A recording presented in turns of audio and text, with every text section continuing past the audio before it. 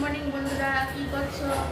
আমাদের সামনে আজকে শনিবার দিন, আজকে তো আমাদের নিরামিষ, তাই আজকে বাঁধাকপি তরকারি আলু দিয়ে রান্না করে তোমাদেরকে আমি দেখাচ্ছি।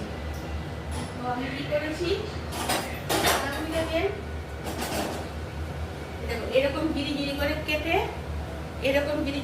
কেটে,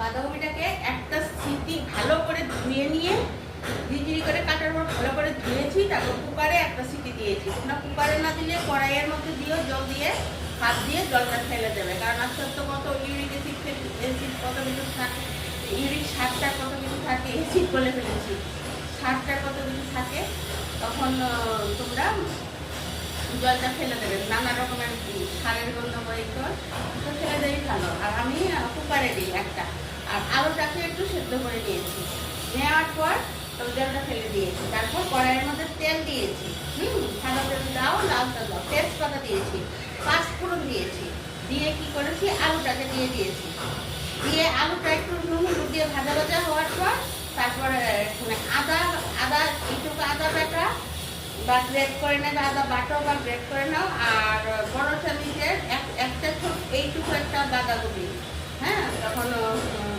এক চামচ জিরের গুঁড়ো আর এক চামচ ধনের গুঁড়ো দিয়েছি, দিয়ে সঙ্গে একটু জল দিয়েছি। মশলাটা ভাজা ভাজা হওয়ার পর তেলের মধ্যে মশলাটা দিয়ে দিয়েছি একটু জল দিয়ে, তারপর বাঁধাকপিটাও দিয়ে দিয়েছি। আলুটা তো ওই তেলটার মধ্যে ভেজে নিয়েছি, পাঁচফোড়ন দিয়ে আলুটাও দিয়ে দিয়েছি, নুন হলুদ দিয়েছি।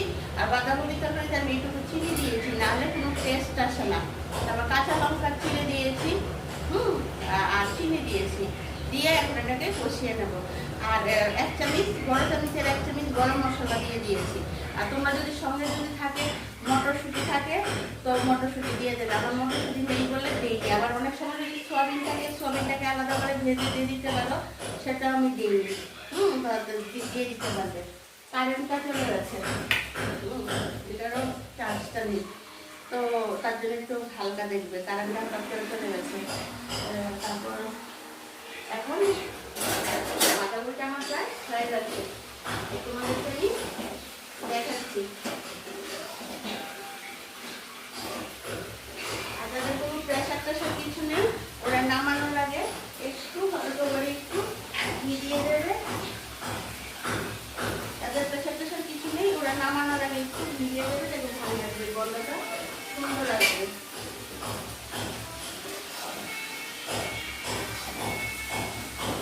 তোমরা আমার সব প্রোগ্রাম দেখছো তো প্লিজ আমাকে একটু সাবস্ক্রাইব করে দেবে।